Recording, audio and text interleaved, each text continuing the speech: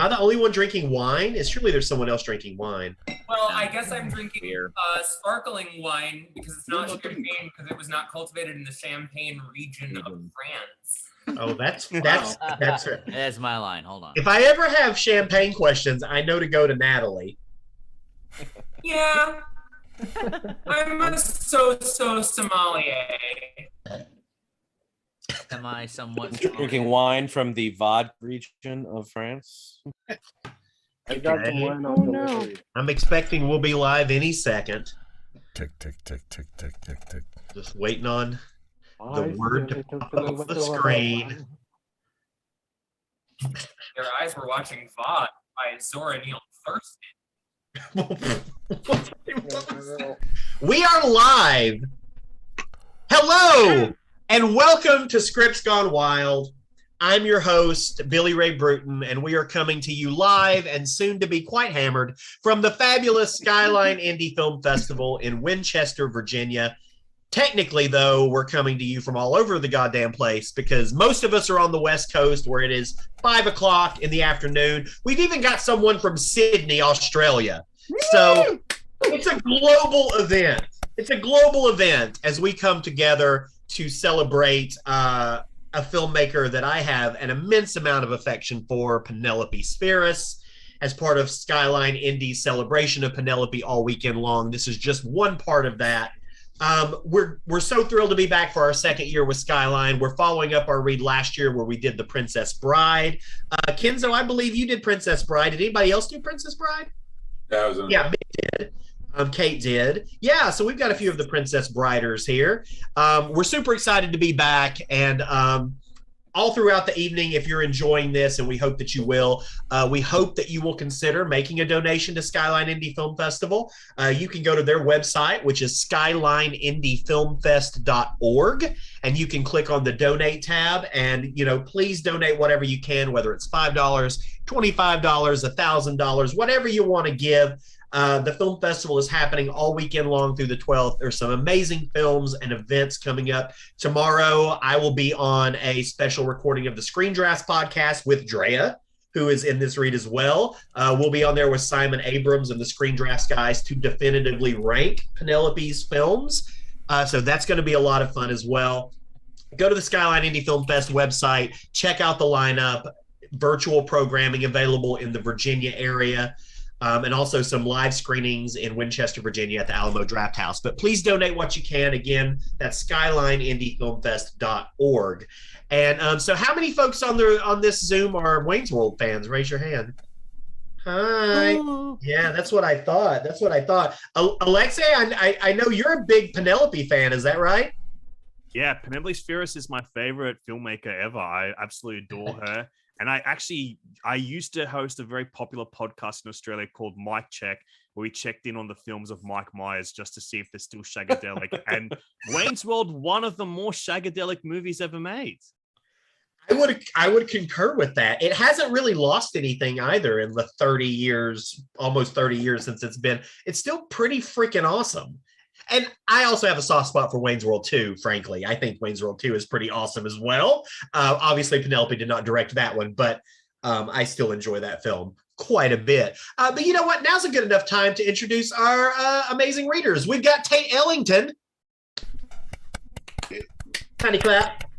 In the blonde wig, we've got Joey Cramer. Excellent. Pretty on. In the Captain Lou Albano shirt, we have Kirk Thatcher. Drinking champagne as always, we have Natalie, Nicole, Dressel. Nat!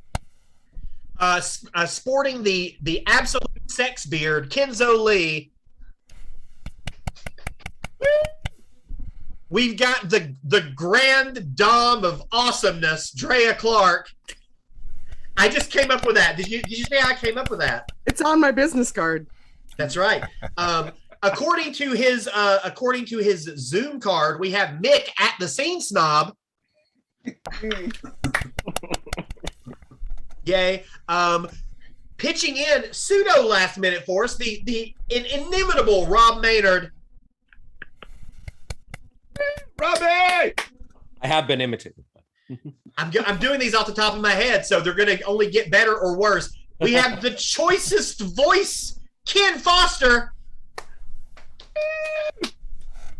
We have the name that I'm surely going to massacre, Alexei Taliopolous. Yes! I did it.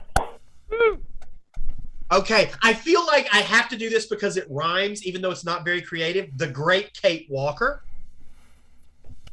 Yes! That's great. And we did have Alexis Iacano until about 10 minutes ago, until she realized that she got the date wrong. So She had already started drinking. no Alexis. So we just massacred her roles and split them up with everyone, which is the way we do things here. So let me tell you a little bit about the way this works. Scripts Gone Wild is a drinking game. If you flub a line, miss a cue, do anything that can be construed as a mistake, you have to take a drink. That is your personal penance for messing up. We will all remind you that you need to take a drink because you'll hear a lot of drinks being shouted, even though they might be shouted with a bit of a slur. We have what we call social words, and these are words that are chosen by our Twitter audience, and these are words that whenever they are read aloud by our readers, everyone has to take a drink. It does not count if I read it in the stage direction. It only counts if the readers read it in the dialogue, and those words for tonight are, fittingly enough, excellent and party. Best of luck to you and your livers. R.I.P. Yeah. Also have a finish your drink line, and this is a line that whenever we get to it in the script, we finish whatever drink is in our hands, whether it is a couple of sips or a fresh pour. And that line tonight is, we're not worthy, we're not worthy. And that comes at the moment when they meet Van Halen, because we all remember that moment in the film where they meet Van Halen, right? Oh, yeah. Yeah. Excellent. Van Halen looked very gaunt. Exactly. And so them's the rules. Alice Van Halen. I'll be reading the stage direction. I'll tear through it like a madman, and I will probably mess up multiple times, especially as I go through this lovely bottle of Cabernet Sauvignon. And it's quite delicious. Does anyone have any questions about the way this works? Awesome. I like it when there are no questions. Well, I feel like that's a good enough time to just dive into this monstrosity. So let's do it to it. We've got Wayne's World, written by Mike Myers, Bonnie Turner, and Terry Turner. Mike and the Turners writing a cool script. Wayne's World, Wayne's house, night. The Aurora cable remote truck is parked in the street, and the rear doors of the truck are open. Okay, we have one more letter. Steve writes us and says, Dear Wayne and Garth, can you give me the music to the Wayne's World theme song so I can play along home? Good idea.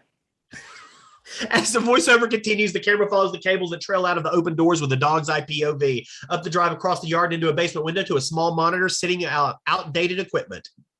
Okay, Steve, get a pencil and write down the progression. It goes A, 7, and that's it. Okay. Now see if you can play along. Wayne's World! Wayne's World! Party time! Excellent!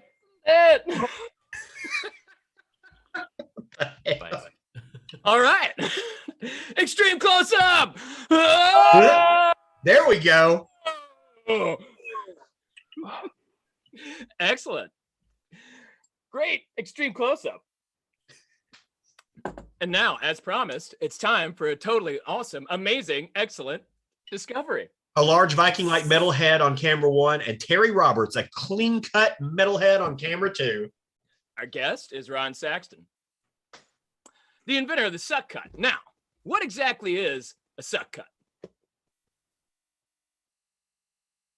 You're muted. You're muted, Captain Lou. Captain Lou Albano, muted. All right. Oh, God. Sorry. Drake! I did. All right. Well, Wayne, the suck cut is a revolution in home hair cutting. Then it's a totally amazing, excellent discovery. Well, yes. And an old switcher is Neil English, a gaunt 24-year-old metalhead. The switcher sparks, and he hits it with a wrench several times till it stops. Well, Ron, the question on everyone's mind has to be, how does it work? Well, I'm fully prepared to demonstrate it. Benjamin's bedroom, night. A television set playing Wayne's World. Garth, why don't you have a seat, and we'll hook this thing up to your head. Okay, but just a trim, okay? We reveal a well-appointed bedroom lit only by the television. Benjamin Oliver, a man in his late 20s, is in his bed, and an attractive 21-year-old woman, Elise, enters with a bottle of wine and 2 glasses. Benjamin, turn off the TV. My glasses, would you? What are you watching? I don't know. It's something on public access. The suck cut is attached to Garth's head. His hair is now being sucked straight up. Tell me, Ron, how did you come up with the name Suck Cut? Well, as you can see, Wayne, it sucks as it cuts. Well, it certainly does suck. That's an inside joke. Get a load of this guy, Cam. I like that direction. Okay. Benjamin's bedroom. Oh, I've seen these guys. There's Cork in this. Who are they? They're these weird guys who do this funny thing on public access. Turn it off, man. Turn it off. It's sucking my brain. Benjamin's bedroom. She hands the glass back to him and he sips it and hands it back to her immediately. Take this and give me the phone. Russell, Benjamin. Yeah, are you watching TV? Flip it to cable 10. I don't care what you're taping. Just do it. There's still Cork. Look, I want you to find out who these guys are, where the show comes from, everything. I need it Monday. It's dripping.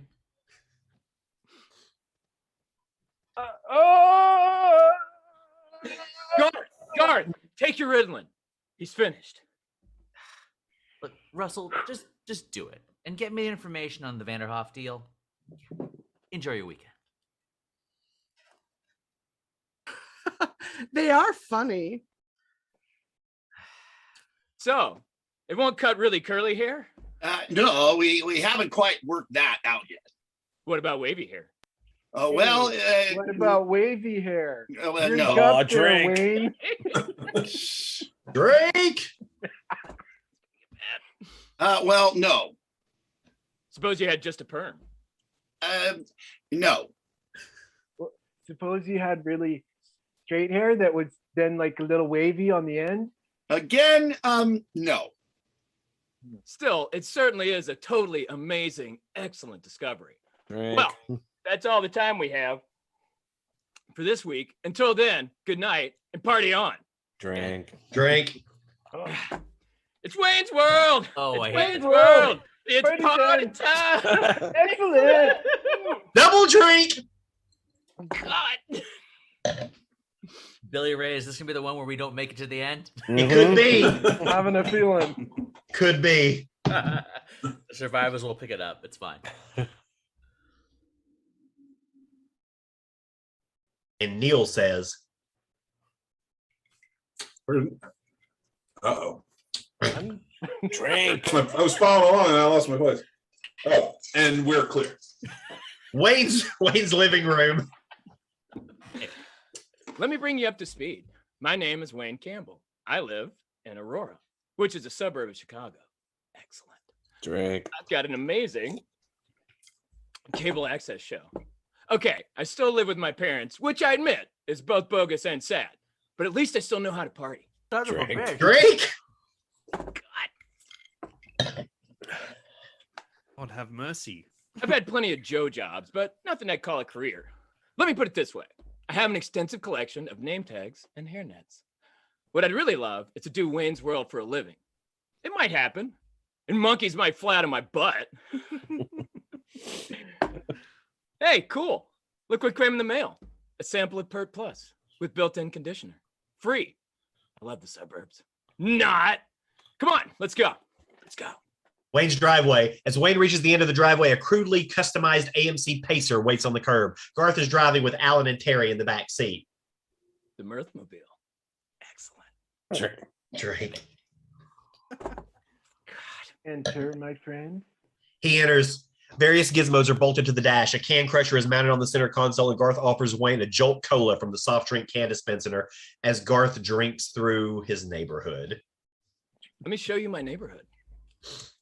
These people have their Christmas lights up all year long. Now, these people are survivalists, and they have a cache of freeze-dried food and guns in their basement. These people had a daughter with a zit in her ear that was really a nest of baby spiders, and they ate her brain. The car pauses in front of a house with a gnarled front yard, broken shutters, and a burned out window on the second floor. From behind the front door, we hear a loud argument. You are nothing. Do you hear me? Nothing. A burning man runs out of the house. And these people are just mental.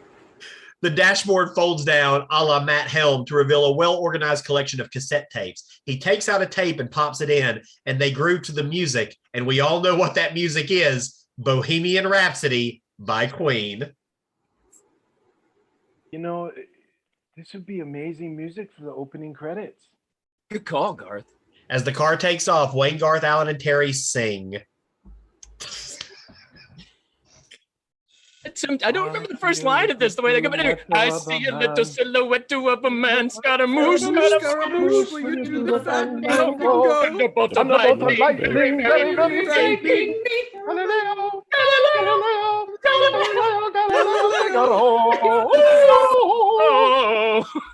I'm just a poor boy, nobody loves me. He's just a poor boy from a poor family. There is not some monstrosity. Easy come, easy go. Will you let me go? Peace will not go. We will not let you go. Let it go. Peace will not. We will not let you go. Let it go. Let you go. Let it go. No. No. Mamma mia, mamma mia. Mamma mia. As the devil put aside for me. That's after. Bill, you partied out. I think I'm gonna blow chunks. What? No. You got to drink now, Phil. Here's what we do. We take him to Makita Donuts and give him the coffee with 3 sugars, and we make sure he eats at least 2 honey glazed donuts. Listen, my friend, it's the only known antidote for bed spines. You partied out. I think he's gonna blow chunks. Junkets report. All clear. Stan Makita Donuts is a local hangout for Wayne and his buddies, along with a few retired people and truckers. The parking lot is crowded with cars and customized vans, all with their radios blaring. There's a party atmosphere. They cruise the lot for a parking space. They ain't one. Wayne's World, party time. Excellent. Double drink. Oh my God. They turn to see a car full of girls in a family sedan. Hey, Wayne, you can have our space. They pull out, the Mirthmobile pulls in, and they get out. Nearby is a police car with Officer Koharski. Hey, Campbell. Officer Koharski, how's it going? That inspection sticker is expired. I won't impound the car now, but next time I see you, it better be fixed. Yes, sir. Say, I smell bacon. Does anyone else smell bacon? Yeah, I definitely smell a pork product of some kind. I know what you're doing, Campbell. Bacon, pig, oink oink, police officer. I used to say that to cops when I was your age. What's the matter with him? Mono. Hello, Officer Koharski. I'm doing fine. I'm just here for coffee. He is. And what are you up to? Me? I just pulled over an entire Trailways bus that was heading for Chicago. We got a tip that there was some drug smuggling. Melon? We got a tip that there was some drug smuggling going down. We searched the entire vehicle. It was clean, so we were forced to proceed with body cavity searches. No way. I inspected 12 people alone, inside and out. You know, it's funny. The body, that is. A perfect design. 6 body cavities in both female and male. Oh. And each with a purpose. You never know what you're going to find up there, Campbell. Maybe nothing, or maybe something. Like this, Susan B. Anthony dollar. He holds up the coin to Wayne and Garth. They're grossed out. Phil catches a side of it and goes into pre-vomit position. Oh, sweet Jesus. Oh, no. This man needs donuts and coffee stat. We got to get to Rampart. The donut shop interior is lined with Chicago Blackhawks memorabilia. There are several portraits of the hockey legend Stan Mikita displayed. Alan enters and helps Phil over to their usual table by the front window, and there is music on the jukebox. This is Stan Mikita Donuts. Excellent Munchables. Drink. Oh, yeah, excellent. Excellent. That's the manager, Glenn. He's here 24 hours a day. I recommend the Sugar Pucks. They're excellent. Drink. The manager is at the register to ring up a bill and notices the camera. I've never done anything crazy. I've never... God. Drink! Shit. I've never done a crazy thing in my life until that night. Why is it that if a man kills another man in battle, it's called heroic? Yet if he kills a man in the heat of passion, it's called murder. Hey, what are you doing? Only me and Garth get to talk to the camera. I just don't really have much to say right now. What's that? And the camera looks when he ducks out of frame and joins Alan, Terry, and Phil at the table. 4 coffees and a half dozen crawlers. And 1 jelly donut. Garth turns to scope Makita's and sees his dream woman, a donut maker in her early 30s, a Kathleen Turner type. She is putting up a tray of donuts, and Garth stares as she turns in slow motion to see him staring.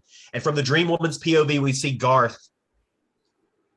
It is fast that it knocks him backwards and out of the chair like a low-flying jet. Garth picks himself up from the floor. Excuse me, I fell over. Wayne crosses to the table and sits, and the waitress brings coffee and crawlers and puts the check on the table. Don't you guys ever get tired of ordering the same thing? Garth pours a large amount of sugar into Phil's coffee and gives it to him like a wounded army buddy. Easy. Don't try to talk. Phil chugs it down and he puts the empty mug on the table. Hot. He takes the ice water and chugs it. Better. Don't move. I'm going for more rations. Garth turns to call the waitress and notices Stacy, a young woman who sits by herself at the table. She's attractive, but has an attitude about her that says, trouble. Wayne, don't look now, but Stacy's here. Where? Oh, God, I made eye contact. Wayne looks the other way. Stacy approaches carrying a large, unusually shaped object wrapped in brightly colored paper. Eyes fixed on Wayne, she accidentally runs into a table with the large present. Happy first anniversary, Wayne. Stacy, we broke up 2 months ago. Yeah, but that doesn't mean we still can't go out. Well, it does, actually. That's what breaking up is. So are you going to the gasworks tonight? No. No. Wayne, don't you want to know what this is? It's an anniversary present. Open it. If it's a severed head, I'm going to be very upset. Open it. Okay. What is it? It's a gun rack. A gun rack? A gun rack. Yeah, right. I don't even own a gun, let alone many guns that would necessitate having an entire rack. What am I going to do with a gun rack? You don't like it? Fine. You know, if you're not careful, you're going to lose me. I lost you 2 months ago. We broke up. Are you mental? Get the net. We broke up. Let's go. Alfred, the Mirthmobile. They exit. The Mirthmobile zooms through Aurora as Whole Lotta Love by Led Zeppelin wails from the tape player. Wayne is driving with Garth up front, and Phil, Allen, and Terry are in the back seat. They stop at a red light beside a chauffeur-driven Rolls Royce. A distinguished man sits in the back, and Wayne rolls down his window and signals to him. Pardon me. Do you have any Grey Poupon? The light changes and they peel off at that very 90s reference. The Mirthmobile screeches to a halt in front of the House of Guitars. The store is dark except for a single display pin spots focused on a white Fender Stratocaster. Wayne stares at it longingly. Do this every Friday. Excalibur. Dun dun! You'll never afford it, man.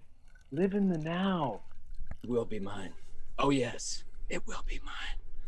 Gasworks. Outside the club, Wayne, Garth, Phil, Allen, and Terry come across a lineup of heavy metal guys and girls waiting to get in. Some of them recognize Wayne and Garth from the show and shout heavy metal greetings. Wayne sees Tiny, the extra large bouncer. Hey, Tiny, who's playing tonight? The Jolly Green Giants and Shitty Beatles. The Shitty Beatles? Are they any good? They suck. Ah, but it's not just a clever name. Who else? Crucial Taunt. They're just finishing their set. Ah, I hear they can wail. You heard right. Wayne, Garth, Alan, Terry, and Phil enter. The Gasworks, an excellent heavy metal bar. Always a babe fest. It's crowded. Crucial Taunt is wailing away on Touch Me. As they cross the dance floor, a few people shout party on to Wayne. As Wayne moves into the room, Garth splits for the pool tables. He comes to the edge of the crowd, and a huge metalhead is blocking Garth's path, and Garth taps him on the back. Excuse me. I'd like to get by. Get out of my way, you little dweeb. He brushes Garth off roughly. Garth recovers. He rises, dusts himself off, and exits frame. In the parking lot, Garth walks by Phil sitting on the bumper of the car, and Garth opens the trunk of the Mirthmobile to reveal a mini lab shop. He snaps on a bullet belt filled with the AA batteries, and on the buckle is an amp meter and a voltage accelerator. The Wild Wild West television show theme, and from a holster in the belt, Garth quickly draws a tuning fork wrapped with copper wire that leads to a cable with an RCA plug. He arms it by snapping the plug into the receiver on the belt, and he turns up the voltage accelerator until the amp meter needle hits the red. Garth returns to the huge metalhead. Excuse me. He touches the tuning fork to the huge dude who is knocked back drink. Who is knocked back a few fucking feet. Thank you. Gasworks. Touch Me continues, and the bass player Cassandra, a beautiful 20-year-old Asian heavy metal girl from Hong Kong, who is also the lead singer, steps up to the microphone. Wayne walks out from the pool table area to get a closer look at her. She's a babe. Swing. Dreamweaver by Gary Wright starts playing, and we see Cassandra from Wayne's Love POV, a heavily filtered soft focus shot similar to the way Captain Kirk sees his impending love interest in Star Trek. The song comes to an end. Cassandra puts her bass down and comes off the stage, and as she moves through the crowd, a fight breaks out between two heavy metal guys. Fight. One of the heavy metal guys lands on a table, knocking a beer and splashes Cassandra. Four men dressed like the Jolly Green Giants are protecting their instruments, trying to make their way to the stage. Cassandra, without missing a beat, brushes the guys aside. The guy comes back at Cassandra, and she makes the assailant out with two well-executed moves. I love this woman. She walks to the bar. She speaks with a Hong Kong accent, evidently, according to this, but she doesn't have to. Hey, Raymond, a club soda with lime. Wow, you really wail. Oh, thank you very much. Hey, aren't you on that party time guy on TV? Drake? Yes, I am. Well, nice seeing you. Wait a minute. Can I call you sometime? Sure, we're having a rent party at our rehearsal space next Friday. Would you like to come? Drink on party. I'm there. Well, I gotta go. The club owner is trying to dick me out of some money. Gasworks pool room. Wayne walks back to the pool room area where Garth is taking an impossible shot. That bass player is a babe. She makes me feel kind of funny, like when I used to climb the rope in gym class. Wayne turns to see Cassandra in the manager's office arguing, giving the manager the finger. Dreamweaver, love POV once again. She will be mine. Oh, yes. She will be mine. Bill sits in the parking lot, pre-vomit position on a car bumper with a P. Boardroom, Chicago. Noah Vanderhoff, a businessman in his 50s, is staring at a TV monitor. Russell Finley is busy keeping Mr. Vanderhoff supplied with data, and Benjamin Oliver is presiding. See you next week on Wayne's World. Party time. Party time. Drink! That's enough of that pain. Stop the tape, Russell. So, what do you think? I think it's two chimps on a sofa in a basement. Exactly. Mr. Vanderhoff, you asked for something new. Here it is. I don't know. If I'm putting up this kind of money, I want a show like Love Boat. When the Love Boat sails, she comes back with a 19 share every time. So I'll pass. I know it looks rough, but you don't know what Russell has planned, right? First of all, the rough edge appeals to the kids. Exactly. Who can figure kids? I know they stand in every one of my arcades like laboratory animals, hitting the feeder bar to get a food pellet. Yeah, but they keep pumping in the quarters, so who gives a shit, right? And that's exactly what we're saying here. We're offering you a threefold deal. You sponsor the show, you own a piece of the show. Russell, tell them what the third part is. Being a sponsor, your needs are special, and we want those special needs to be met on the air. Yeah, I'll be honest with you. I've always felt I could go on the air. The Coca did it. We'll guarantee you an appearance in every show. I just don't know if people want to watch something like that. Let's say you had never seen television, and I came into your house with a TV set and said, "This is a magic box. What would you like to see, Mr. Vanderhoff?" Lou Gehrig. Or Niagara Falls, maybe. The original My Fair Lady with Julie Andrews. Okay, so here's what you didn't say. You didn't say, "I want to see a crazy redheaded housewife marrying a Cuban band leader and live across the hall from a couple who used to work in vaudeville." Well, you're right. And that show is run forever. Exactly. If everyone could spot on it. Yes. Let's get back in Robb Low mode. Hold on. Low. Exactly. If everyone could spot a hit, we'd all be rich. Well, if you can act quickly. School's out soon, and I do 80% of my business in the summer. Yeah, we'll move on it right away. I want you to call those two guys ASAP. Tell them we're going to be in Aurora tonight. I'll need 2 contracts for Wayne Campbell and Garth Algar, Algar. Long-term, low ball. Get us everything. On my desk, 5 o'clock, so I can look it over. The legal department may not. Russell, just do it. Automotive Center. The pneumatic lug wrenches whine while the hydraulic tire changers hiss and boom like a Phil Spector percussion section. Wayne and Garth await word from Phil, the emission inspection man, and Wayne is wearing Walkman headsets. Chisa Bindua.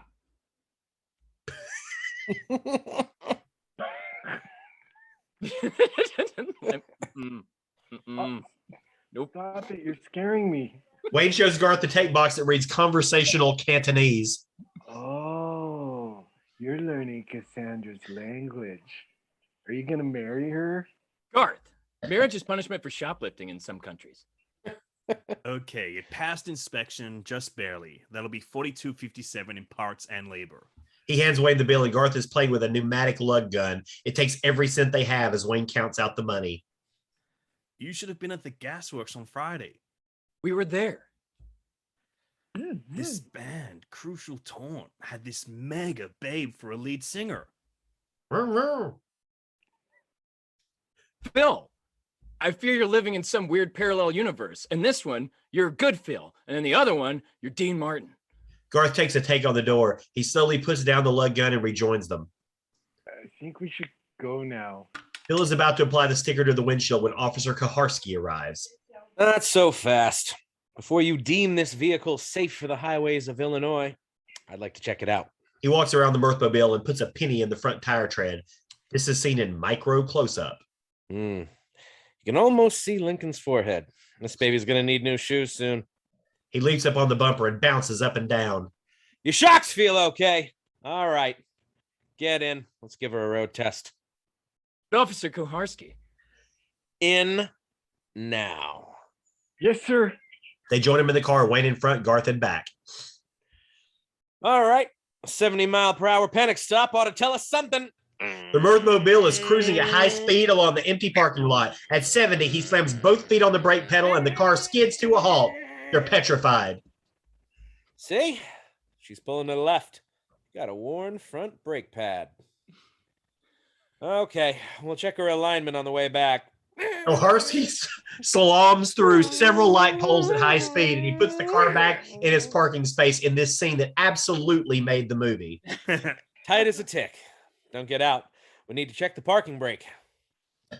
Do we have to drive anywhere? No, we just have to see if she stays put. He sets the parking brake firmly, picks the car in drive, and presses the accelerator steadily down in this scene that definitely made the movie. The car shakes, trembles, whines, and rises about 6 inches. Okay, 20 seconds is up. He takes his foot off his gas pedal. Garth sinks down in the seat. In the background, a customer is screaming at Phil. Oh, okay. She's all right. Thank you, Officer Koharski. Just doing my job in this scene that absolutely was in the movie. I'm just glad there was no need for a body cavity search. See, that paid off. Benjamin and Russell pull up and go inside of the Aurora cable. Wayne's World is in progress. Do you know where we could find Wayne Campbell? Are you a friend or a relative? I'm neither. Well, Mr. Neither. He's at 2234 Pine Way. Doesn't our parent company own Aurora Cable? Yes, sir. Fire that asshole. It's neither, not neither. It's Wayne's World, Wayne's house. I fucked up again. Okay. Benjamin pulls up in his mint condition 1966 Saturn. It's actually a Pontiac or a GTO convertible. Are you sure this is the place? He and Russell get out and walk towards Wayne's house past the Aurora cable truck. Okay, so we're just about out of time. Before we go, we'd like to take a moment for a Wayne World salute to the guest jeans girl, Claudia Schiffer. Showing. Showing. Tenpole. She's a babe. She's magically babelicious. She's tested very high on the stroke ability scale. They're talking about masturbation. Benjamin and Russell enter from behind the cameras. They sit on either side of Phil, who is partied out. He suddenly grabs Benjamin and Russell's knees, implying, "This is it. I'm going to blow chunks." He recovers and continues spitting, but Benjamin and Russell exchange worried looks. Yeah, are you through? Because I'm getting tired of holding this. Yeah, that's what she said. So, Claudia Schiffer, we salute you. Salute. Well, that's all the time we have for this week. Until then, good night and party on. Drink.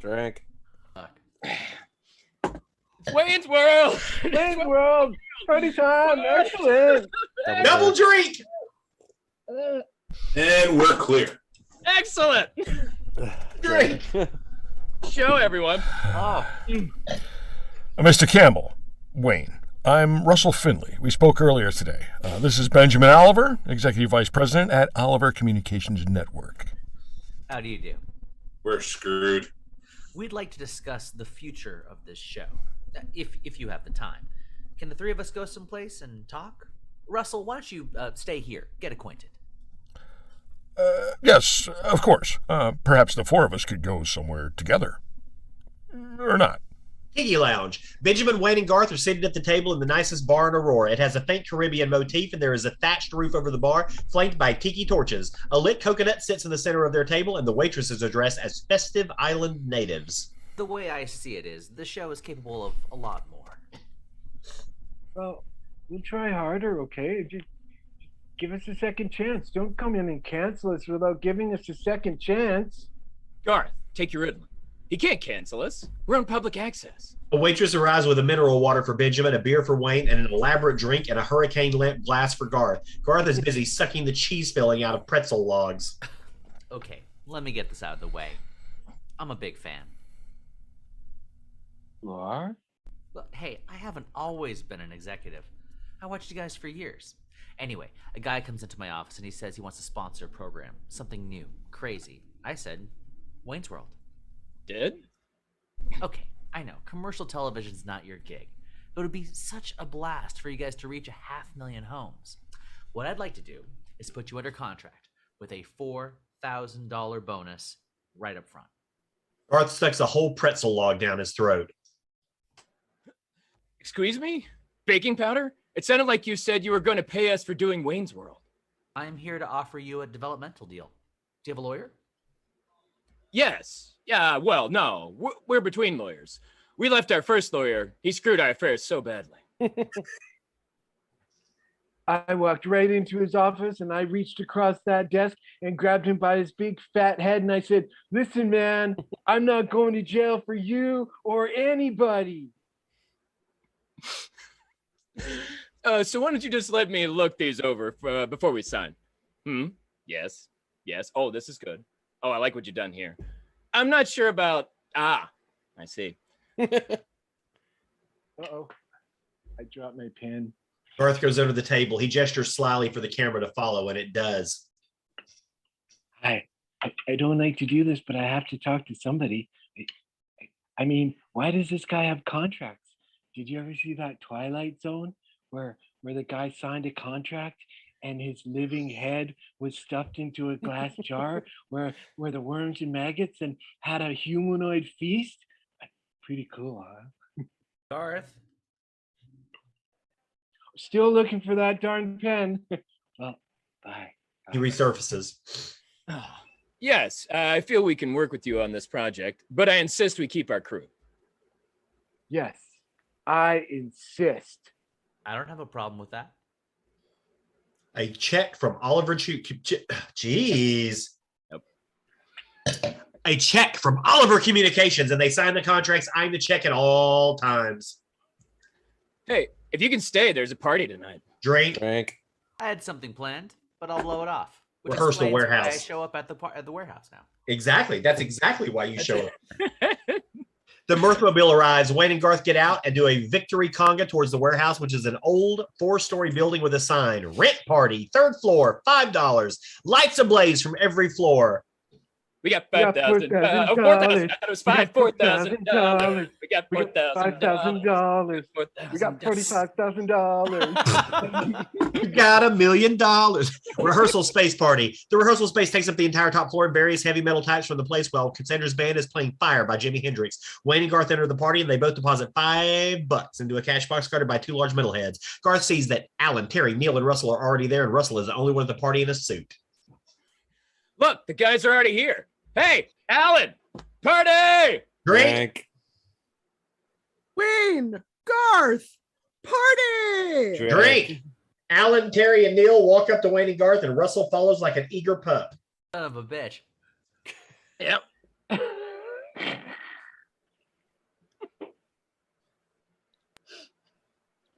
Ken, you're muted, I think, buddy. Who's Russell? Great party, you guys, huh? Drink. Yeah, I'm going to drink for that. Yeah, great. Benjamin enters with a beautiful brunette, and he drops some money in the box, and the brunette heads to the bar as Benjamin stays with Wayne, Garth, Terry, Neil, Alan, and Russell. I see you found the place. Who's the babe? I don't know. Someone I met in the parking lot. Good work, my friend. Gee, Benjamin is already getting the babes. Yeah, and he's only been in town for one night. I've been in town all my life. Hey, Wayne, what do these guys want? Stacy across the room. Uh-oh. Stacy alert. We've been spotted. We're being pulled in by her tractor beam. Well, I gotta go. Garth exits. Stacy approaches to find only Terry, Alan, and Neil, and Wayne has also ducked out. I thought I saw Wayne over here. They shrug. If you see him, tell him I'm here. She walks away. Wow, she's looking pretty hot, huh? Alan and Neil look at Terry in disbelief. Wayne looks to the stage where Cassandra is taking a bass solo. Salo? Jesus! More wine will help. Salo is a good movie, 120 Days of Sodom. She sees Wayne and smiles. She continues playing and looks around the room, and she notices someone else watching her closely. It is Benjamin, and they make eye contact. He takes her in for a moment and finds her very attractive. At an ice chest at one end of the bar, Terry and Neil pull out a couple of beers, and Neil searches the area for an opener. Oh, there are no openers. Typical. He tries popping the cap off the table edge. Too many parties and excellence, man. He shrugs and opens it with his teeth. It is a painful experience. He grimaces and takes a swallow, and Terry simply twists his cap off. Alan and Garth join them, followed by Russell. Russell stands between them. Yes, sir, my guys. My main guys. Gosh, I'm having fun. I need some food. He exits. Okay, Garth, spill. What's happening? Why is the Gibbon following us around? Producer for the cable owners. We're screwed. No, it's not that. They want to move the show to Chicago, put us on real television, pay us money. Pay us? Yeah, pay us money. And Neil, Terry, and Alan explode into cheers. All right. Yes, money. Yes, thank you. You're welcome. My feet aren't on the floor. Wayne walks up to the front of the stage to get closer to Cassandra. He sees her from his love POV as Ballroom Blitz crossfades to Dreamweaver. God, she's amazing. Earth told me about the show. I love you, man. I love you, Terry. No, I mean it. I love you. Yes, I know. No, you don't. I love you, man. Hey, Garth, come here a minute. Terry has something to tell you. He hands Terry off. I love you, man. Thank you. Cassandra and the band finish Ballroom Blitz. She sits down her bass and steps over to a pitcher of water on a table, and Benjamin steps up to her. Your vocals are incredible. Thanks. And you have a great look. Uh-huh. Yeah, I'm not trying to pick up on you. Drink! No fucking shit. I really am not, though. Good thing. Well, hey, look, this is business. I'm putting together a TV show in Chicago, late night. I'm looking for musical acts. Is there a number I can reach you? We got flyers at the door. She turns and goes back to the bandstand. Benjamin takes her in. He's suddenly distracted by the beautiful brunette. As Wayne moves towards Cassandra, he seems to be floating. Maybe he's on the dolly, moving across the floor with the camera. Thanks for the tech direction. It's a very ethereal moment, except that people in the crowd have to step out of the way. As Stacy moves into his path, we hear the suicide aria from Madame Butterfly bleed through Dreamweaver and out, and that's my favorite moment of the whole fucking movie. Wayne passes by her and arrives at Cassandra's side with an abrupt stop. You want to go somewhere and talk? Sure. On the roof. You guys wail. You know, if you got a break, you can make it. Yeah, and if a frog had wings, he wouldn't bump his ass when he hopped. Can I ask you something? Where'd you learn English? Shitty thing. College, mostly, and police academy movies. Garth is in a long line outside the bathroom, fidgeting. What's taking so long in there? Stacy walks up. Hi, Garth. Hi. I've been looking for Wayne. I'm worried about him. He's going through a difficult phase. You know what I think his problem is? That you're mental?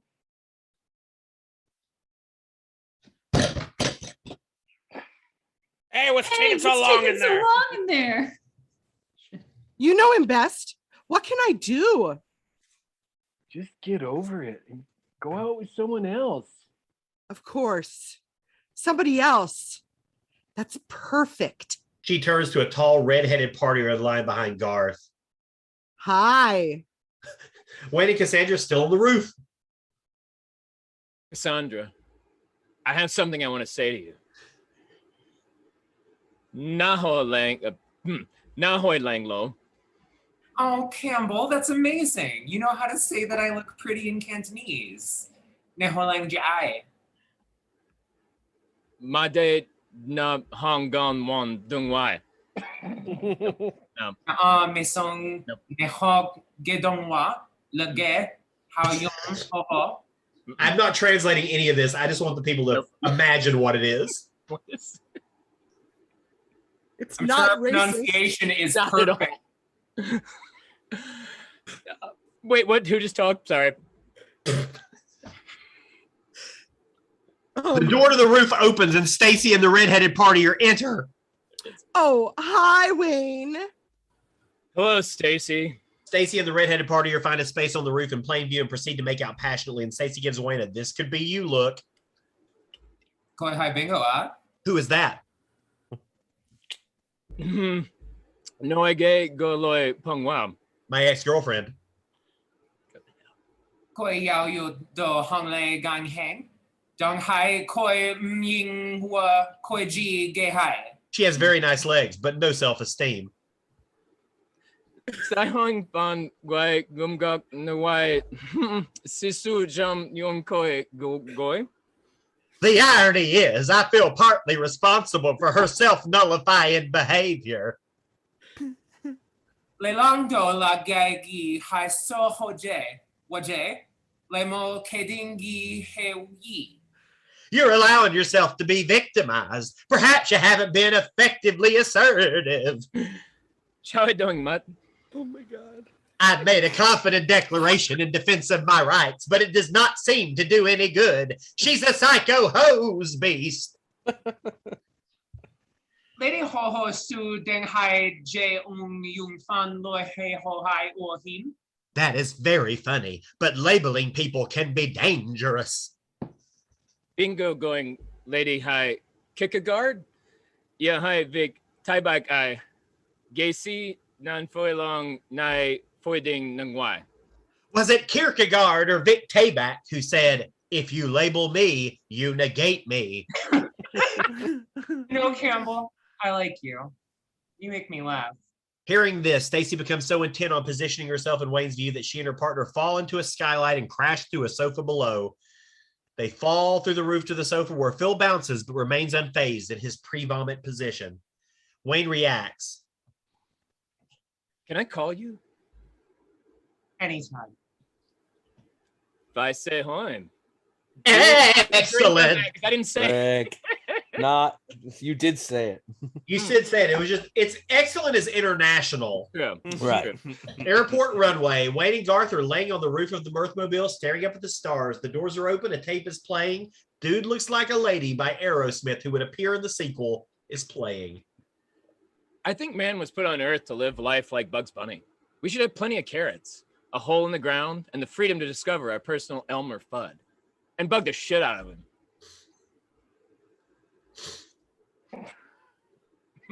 Did you ever find Bugs Bunny attractive when he would get in a dress and play a girl bunny? No. Yeah, neither did I. I was just asking. It's neat that we get paid.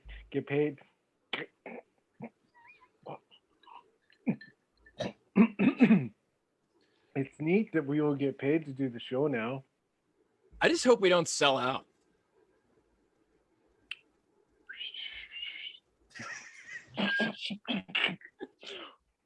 What are you thinking about? Cassandra. She's a fox. In French, she would be called La Renard, and she'd be hunted with only her cunning to protect her. She's a babe. She's a robo babe. If she were president, she would be Abraham Lincoln. In Latin, she would be a Babia Majora. Saint Roar. Okay, keep looking up. Okay. Okay.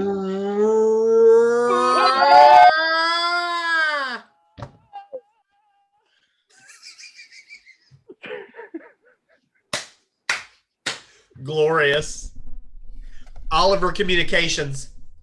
Building in Chicago. Russell leads Wayne and Garth through it. Wayne, Garth, Russell, Alan, Neil, and Terry. They each have a binder filled with production pages. All right, now, are there any questions? Yeah. Does this seem weird to anybody else? It's like we're here looking down at Wayne's basement, only it's not his basement. Is that weird? Yeah. Yeah. Wow. Yeah. Absolutely. Wow, absolutely, yeah. Spooky. Hey, excellent question, Alan.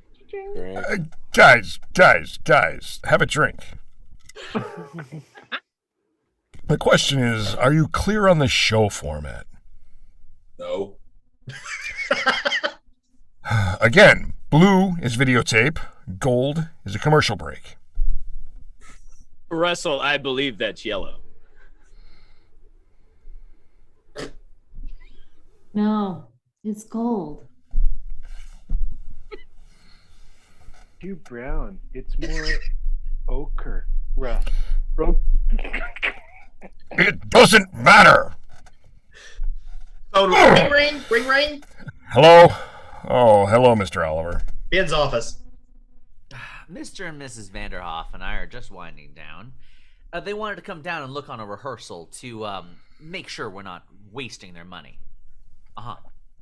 Oh, is that what's going on? Well, we'll be down shortly. Afraid to be dazzled.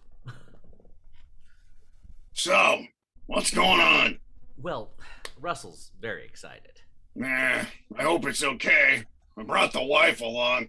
I never make a decision without her. She's actually the one who came up with the name Noah's Arcade. I just opened my mouth and out it came. You're a lucky man, Mr. Vanderhoff. Wayne and Garth on the set. Okay, we're doing the chroma key thing. That's right, Wayne. I love this part. The control room. Mr. and Mrs. Vanderhoff and Benjamin are watching, and Russell stands over Neil at the switcher. Through the glass, we can see Terry and Alan and a third cameraman. Okay, we want to show you a new feature. Chroma key. A blue screen is lowered. This is a chroma key, and it's really handy if you want to go to... We see that they have been keyed into a picture postcard of Manhattan. New York. Yo, taxi! In the face! Nope. I got a gun. Let's go to a Broadway show. I guess kids get this. I don't. Honey, it's cute. We can see that they have now been keyed into a picture postcard of Diamond Head. Or maybe you prefer Hawaii. Mukahakalele. I'm a Hawaiian spy. Pass the point, mahalo. That is not the same from the movie. Or say you want to go to They've been keyed into the Alamo. Texas. Howdy, y'all. Let's go raise and rope broncos. Or imagine being able to magically whisk away to... We can see that they have been keyed into a picture postcard that says, "Greetings from Delaware." Delaware. Hi, I'm in Delaware. Should we really make fun of Delaware? Come on. Shit. Come on, I'll introduce you. Okay, let's take the panel out, guys. Okay? Let's take the panel out. As Benjamin and Mr. and Mrs. Vanderhoff make their way to Wayne and Garth, we hear... The panel! Take it out! Hello? Is anybody listening? Mr. and Mrs. Vanderhoff, this is your host, Wayne Campbell and Garth Algar. Well, I'm pleased to meet you two. Hi. Well, I gotta go. This is our first television show. Virgin. Excellent. Drink. Alan, why don't you show Mrs. Vanderhoff around the studio? He exits back to Mr. Vanderhoff and Wayne. Oh. Hi. Oh. Would you like to look through my camera? I'd rather not. Russell, pull these animals in line. You're a producer. I'm trying, but they don't seem to have any respect for what I am. I'll tell you what you are, Russell. You want to know what you are? Here, close your eyes. What do you see? He walks off. Robin opens his eyes in shock. Angle on Wayne and Vanderhoff as Benjamin rejoins them. Oh, we've got a new game that's really taken off. It's called Xantar. Xantar. Yeah, it's a gelatinous cube. You see, it eats warriors in a medieval village, and every time it eats a chieftain, you get an energy point. You see, you get 5 energy points, and you ascend to the next world. What do you think about that? It's totally mind-boggling. Ah, good. That'll be the first game I talk about on your show. What a terrific idea. What's your take on it, Wayne? My take on it? I would have to say, Dick Wipe says what? What? Dick Wipe says what? What? Precisely. That's my take on it. We'll talk about it over lunch. Well, may I say it's been a pleasure meeting you. And may I say, your wife is a babe. Garth's house. Mechanical buzzes.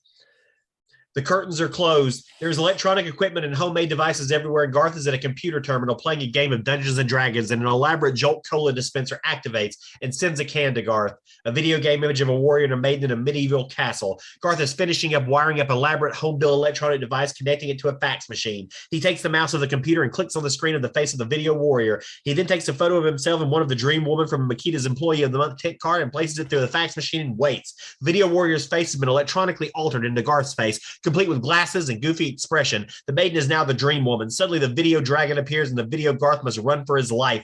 Garth is playing to keep from getting killed, and he is screaming. The live screaming Garth is intercut with the video screaming Garth. A metalhead haircut collie pushes Garth's bedroom door open and barks at Garth. What is it, girl? Wayne? Trapped in the old mill? Well, you're right. It's not really an old mill. Oh, really? When did they remodel it? Oh, I misunderstood. Wayne's outside. Thanks, girl.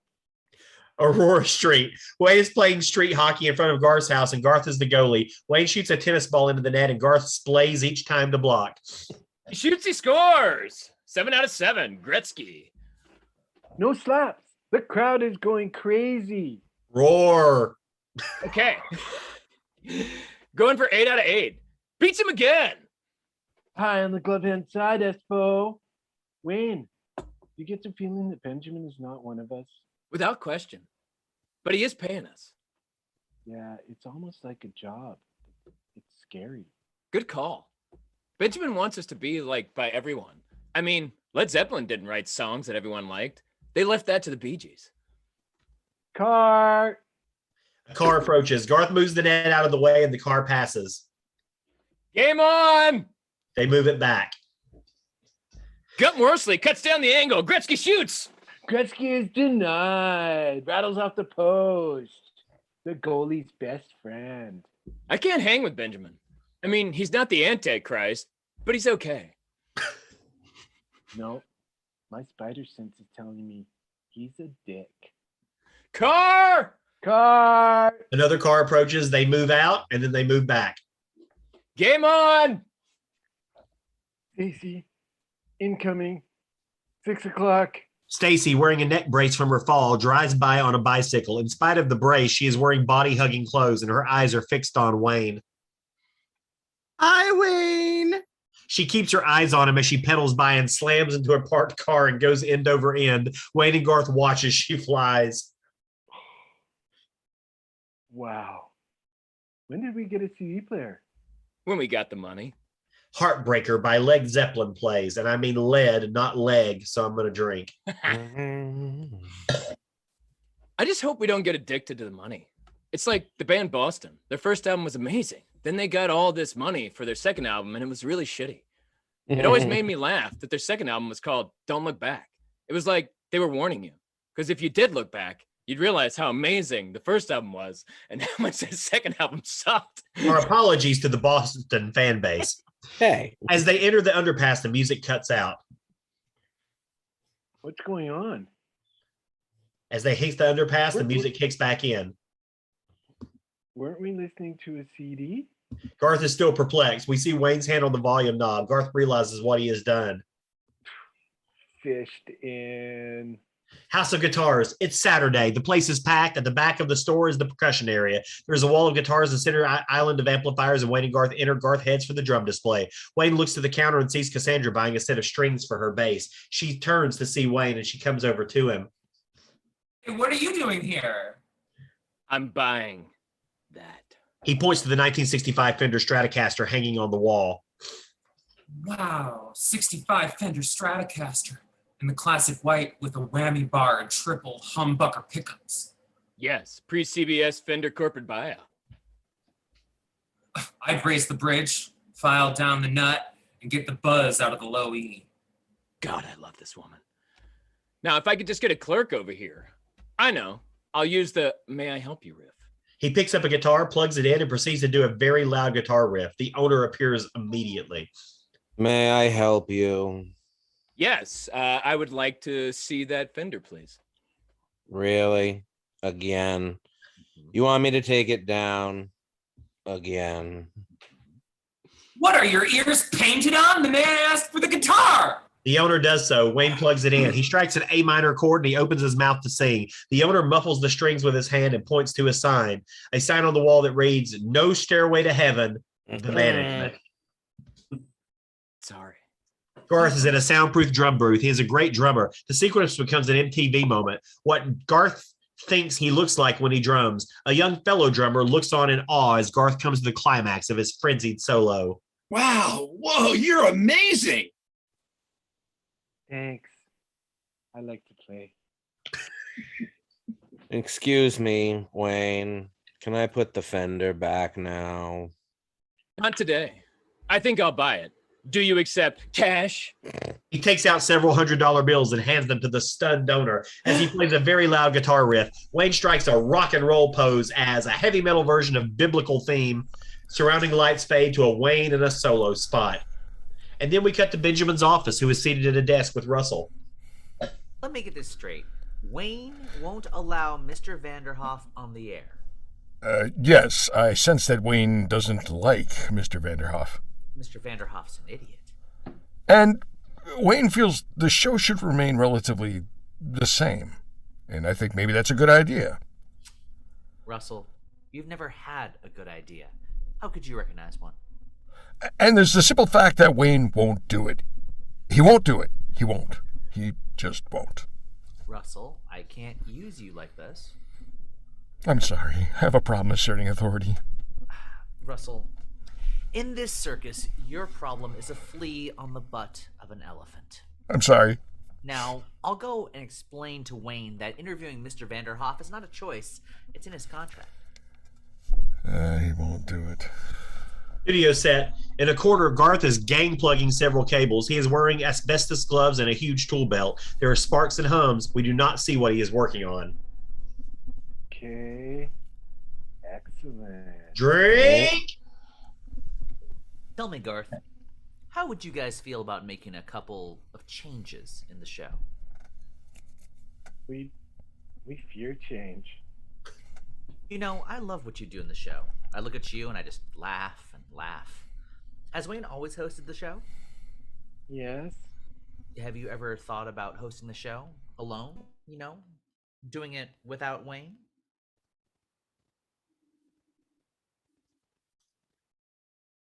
No. Garth reaches down with two cables hooked to two alligator clamps. We see a frog on the table with a bandaged head. He touches the cable to him and the frog jumps to life. There you go, little frog. You'll never die again. Russell tells me you have some difficulty with Mr. Vanderhoff being on the show. Yes, I do. Well, let me clear up this difficult area. Mr. Vanderhoff is the sponsor, and we must make certain concessions to keep him happy. As Wayne walks around craft services table, he stops next to where a Pizza Hut box is sitting open. As Wayne speaks, his face is positioned beside the Pizza Hut logo. Well, you see, that's where I have a problem. We start bowing. When you start bowing to a sponsor, you lose your integrity, and I won't do it. Wayne, integrity doesn't pay the bills. You'll figure that out someday. Wayne is now eating from a tub of Dannon yogurt, awkwardly holding label to the camera. Well, maybe I'm wrong on this one, but I think you can get through life without selling out. Garth, with his feet propped on the table, dressed entirely in LA Gear logo clothes. It's like people grow up and they stop doing the things because they want to.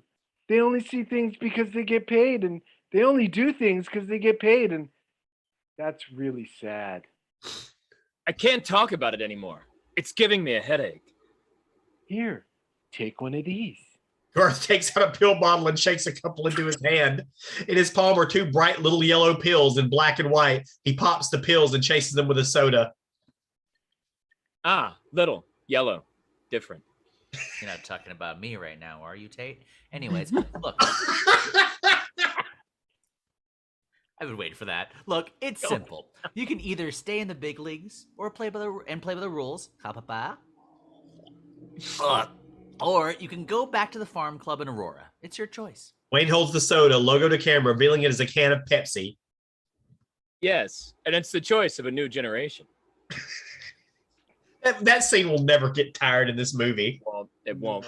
I also want to take a quick little break to say, if you have not yet and you would like to, please consider making a donation to Skyline Indie Film Festival, who are wonderful partners for this reading. You can go to skylineindiefilmfest.org, click on the donate tab. You can make any level of donation that you would like, and we hope that you do help support the film festival and the amazing stuff that they're doing this weekend to support the celebration of Penelope Spheeris and all the great things that they have planned in the future. So please do that. And I think you should. And now back to the action. Makita's. Wayne, Garth, and Cassandra sit at their usual table. Wayne is strumming his Stratocaster unplugged, and Davy sits at the counter with a long face. Glenn, the manager, refills Davy's coffee. Is there something wrong, Davy? Yeah. I got paid today. Yeah, I know what that's like. No. I got this. They let me go. Pulls out a pink slip. Yeah, I know how that feels. You know what I'd like to do? Yeah, I know what you'd like to do. You'd like to find the guy behind it and rip his still beating a heart out of his chest and hold it in front of his face so he can see how black it is before he dies. Well, actually, I was just gonna file a complaint with the union. Yeah, the world's a pretty twisted place. Wayne continues to riff. Cassandra sips coffee. Garth, I was wondering, do you have a girlfriend? Oh, I'm not ready. I have to feel okay with me first. Garth looks up to see his dream woman carrying out a tray of donuts. He begins to shake, anticipating her gaze, and the dream woman looks up at Garth in slow-mo. Rapid zoom into Garth. His chair slides across the floor and hits the wall with him in it. I must have slipped. Returns to the table. What do you want to do with your life?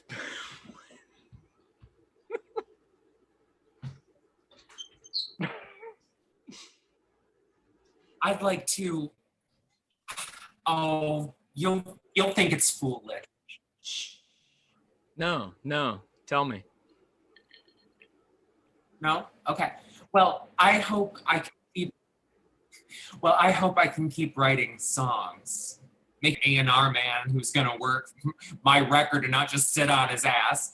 I'll have eye-level racking, point of purchase display, life-size cutout. Someday I'll headline my own tour. I'll have a killer video directed who's not afraid to be driving down Sunset Boulevard, looking up at my billboard, counting down the seconds until my next album. Because I tell you this, I don't want to end up in the delete bin next to Mahogany Rush at the age of 26. I see you've given this a bit of thought. Can I take you home? Cassandra's bedroom. Music plays By Your Side by Peter Frampton. A close-up of Cassandra's head on a pillow from directly above. A contract is on the nightstand by her bed. The camera angle shifts slightly and abruptly left to right. Camera 1, camera 2. Camera 1, camera 2. Wayne's face hovering over Cassandra's head. He blinks alternatively. Left eye, right eye, left eye, right eye. Tell me, when the show is over tomorrow, will you still love me when I'm an incredibly humongoid giant star? Yes. Will you still love me when I'm in my hanging out with Ravi Shankar phase? Yes. Will you still love me when I'm in my carbohydrate sequin jumpsuit, young girls in white cotton panties, waking up in a pool of my own vomit, bloated, purple, dead on a toilet face? Yes. Okay, party. Bonus. Party. Drink. Phone rings. Ring, ring, ring, ring. Hello? That's a phone. Yeah, how are you, Benjamin? Wayne snaps into action. Cassandra looks up to see Wayne scurrying around the room with his underwear hiked up to the crack of his behind doing a midget walk. He is trying to, my apology to the short people. He's trying to make her laugh. Yes. Wayne's very excited about the show. Yes, I'll be there. That would be fun. Wayne puts on Cassandra's bra and begins to pretend that she is Marilyn Monroe. He continues to try to make her laugh. Happy birthday, Mr. President. Yeah, well, thank you for the invitation. I'll see you tonight. You asshole! I love you. She pulls her towards her and they fall into an embrace on the bed. Excellent. I love you too. Oh, yep. Sorry. Excellent. Drink on excellent. Drink. There is a party. Benjamin, Wayne, Garth, Cassandra, Russell, Neil, Alan, Terry, Mr. Vanderhoff, and Mrs. Vanderhoff are all present. Everyone has a glass of champagne or beer. The music, party, rock and roll. Here's to tomorrow night and to Wayne's World. They toast. I don't believe it. I have never had French champagne. That's a bullshit lie. That is a bullshit lie, but that's okay. What are you drinking right now? Technically, all champagne is French. It's named after the region. Otherwise, it's a sparkling white wine. Americans don't recognize the convention, so they call their sparkling whites champagne, even though, by definition, they aren't. Ah, yes. It's a lot like Star Trek, The Next Generation. In many ways superior, but it will never be recognized as the original. Ah, yes, whatever. Carrie's looking out the window. Wow, we must be on the 20th floor. That's okay. I'm sure the fire marshal has made sure the sprinkler system works and that all the materials are fire retardant. And if the fire doors aren't locked, we'll all be able to get out alive. So I'm not worried. That's good. You know, I'm really glad you came tonight. I really do think you're talented. I'm sorry about the rent party. Drink. No. You know, a lot of guys hit on me when I'm playing. Not surprised. I know some people at Magnum Records. Do you have a video demo? If not, I could help you put one together. That would be great. Yeah, I'll set up a meeting. I'm going over here now. He signals the camera to follow, and it does. Hi.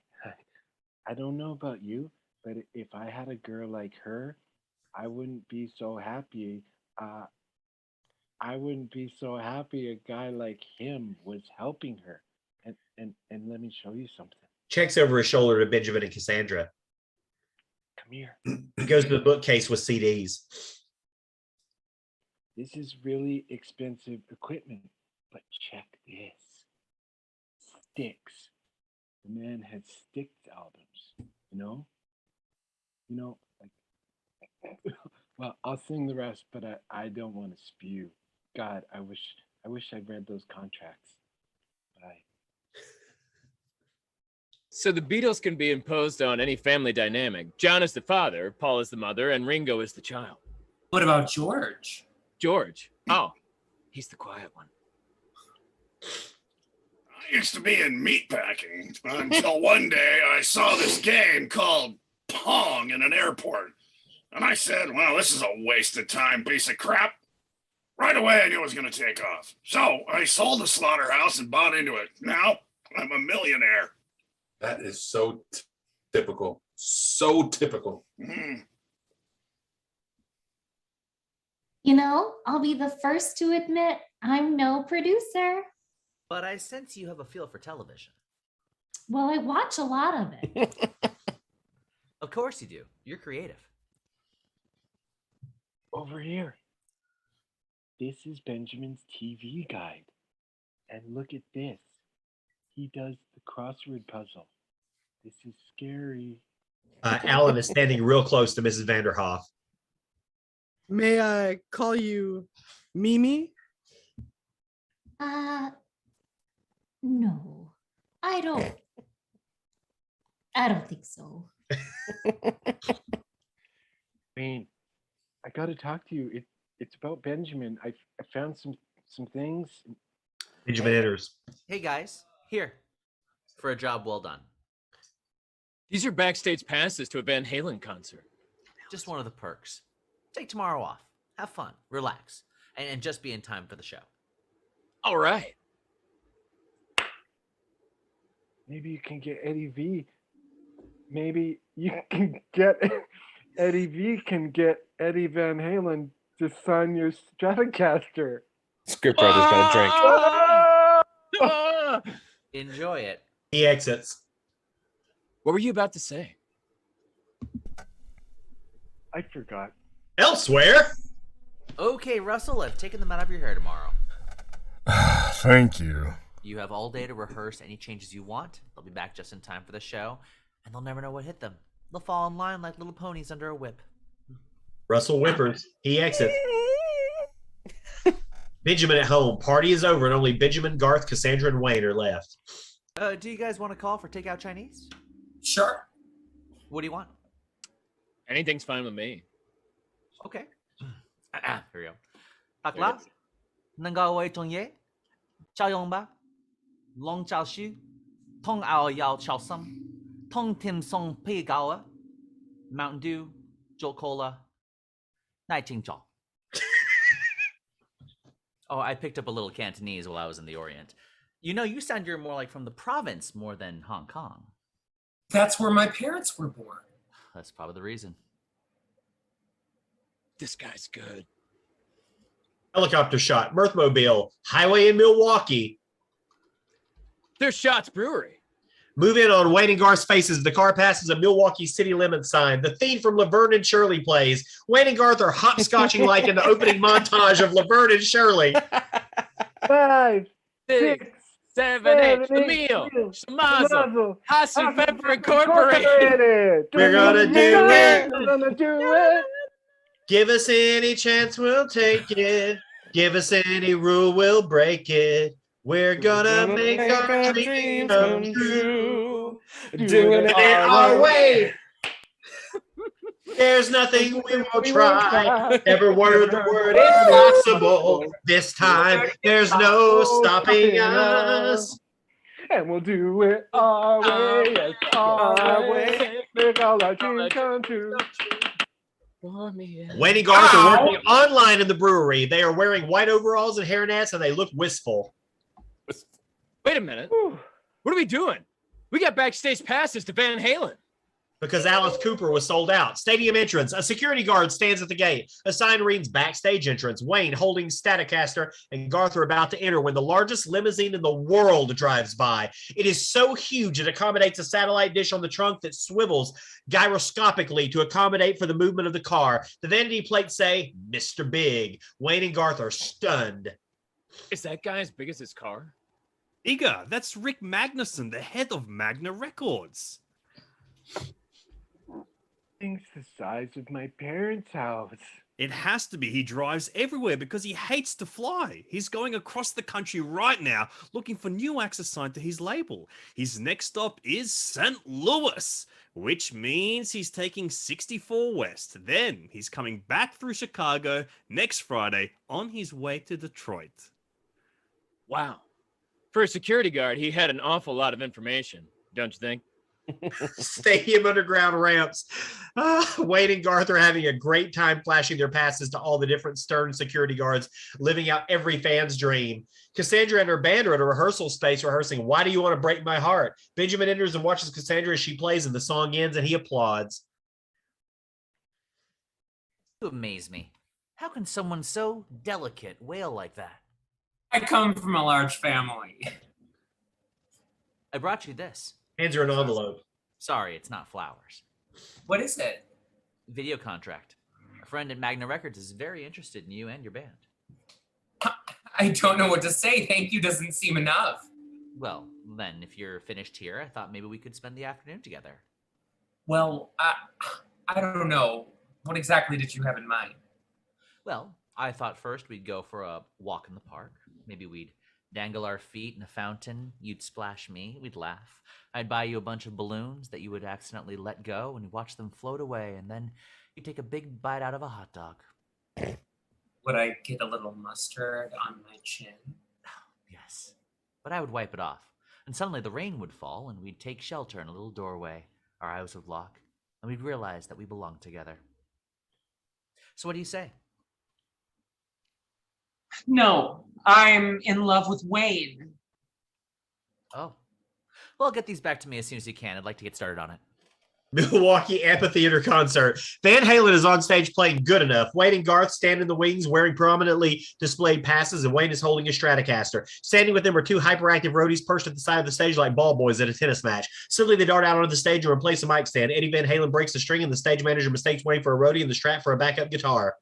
Hey, Don't just stand there. Take him the guitar. Wayne rushes out to give Eddie the guitar. The drummer loses a stick, and Garth gleefully darts out and scoops it up. And Wayne swaggers back and takes a physically impossible long hit off his 7-Eleven Big Gulp. He and Garth realize what they have just done. They high-five and victory dance, then watch as Eddie plays Wayne's guitar. Van Halen finishes. The crowd goes crazy, and they exit to a backstage area, and the Stratocaster disappears in the backstage crowd with Eddie. Wayne and Garth follow them and are met by a wall of security guards and roadies. Woo!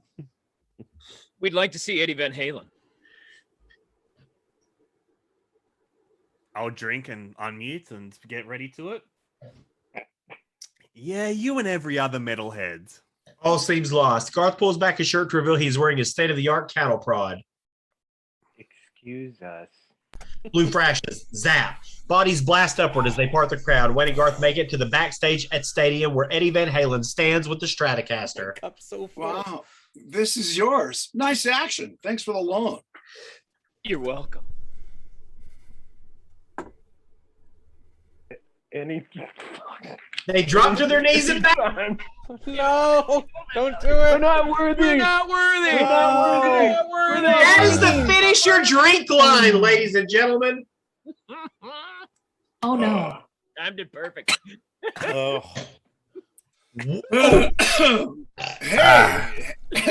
Hey, relax, okay? So, please take a drink for my brother, R.I.P. Oh. You guys having fun in Milwaukee? Yeah, it's been great. Oh God, you must play so many cities all the time. You forget where you are. I know. Forget where I am. Garth's done. Yes. Wasn't until we drove by the Mitchell Park Horticultural Conservatory that I realized we were in Milwaukee. Of course, we're not the first visitors in Milwaukee. French explorers and missionaries were coming here as early as the late 1600s. In fact, Michael Anthony, this is Eddie talking, the name Milwaukee comes from the Indian Milwaukee, which is Algonquin for good land.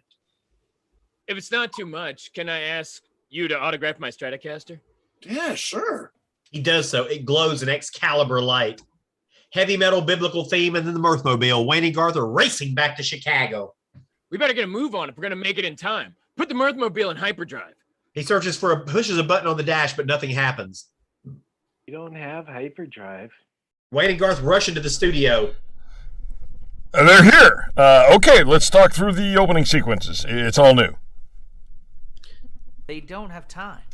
Well, we'll wing it. We always do.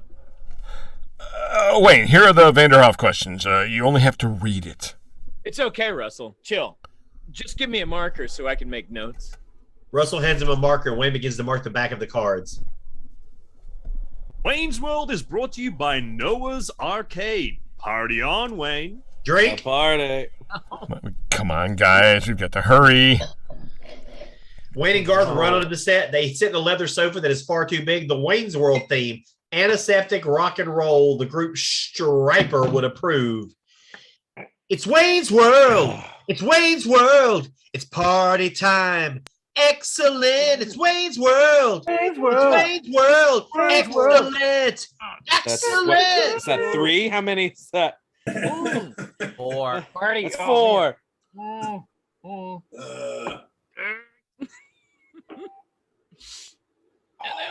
We die. It's Friday. It's 11:30. It's time to party. Drink. Oh no. With your excellent host, Wayne Campbell, and with him, as always, is Garth. Party on, Wayne. Drink. Excuse me. And party on, Garth. Great recovery.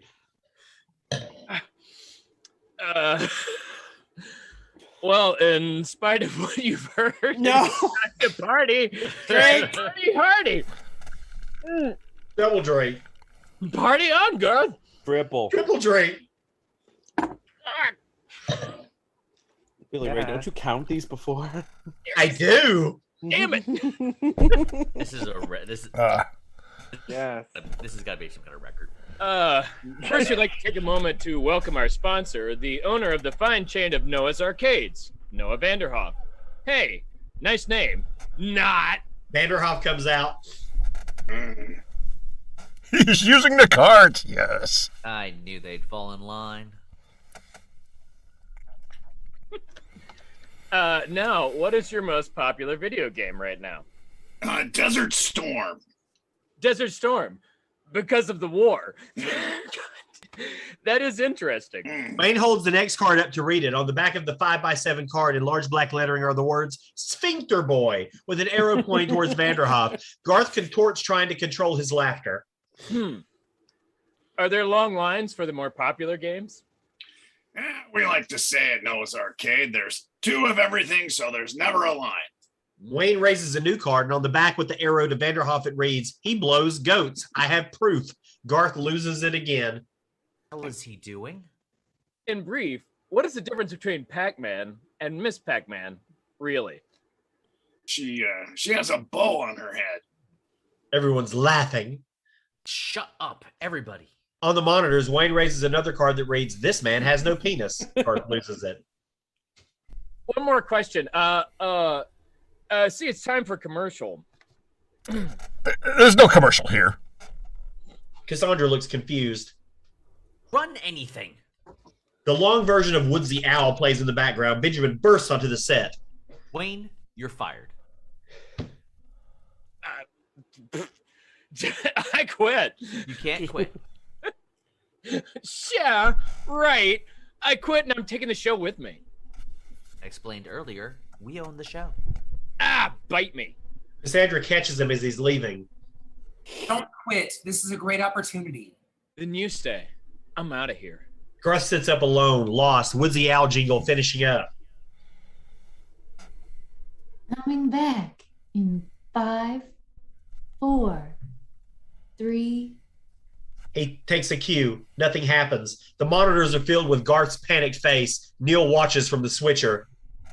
Did you ever see that scene in Scanners when the guy's head blew up? Okay, we're back. He moves to Wayne's chair. Party on. Drink. He retreats to his seat. Okay, well, I'm having a good time so far. Not. It sucks, baby rhino, but I digress. Okay. He freaks. R2! R2! Shut down the garbage masher on the detention level! Shut down the garbage mashers on the detention level! Cassandra's bedroom. Ring, ring. Hello, Wayne? It's Benjamin. No, it's Benjamin. I'm sorry I called so late, but I never got a chance to speak with you after the show. He hands the glass to someone next to him, but out of frame, and whispers, Clark. I just want to assure you that what happened tonight is not going to jeopardize any relationship we've built. Yeah, It's yes. Mrs. Vanderhoff. Yes, I've worried about Wayne too. Mm-hmm. Airport runway. Wayne and Garth are laying on the hood of the Mirthmobile. I gotta find a way to apologize to Cassandra. Cassandra, you really pissed me off tonight. Garth, you've never been mad at anything in your life, except that one time when those guys hung you from the baseball fence by your underwear. You shouldn't have walked off the show.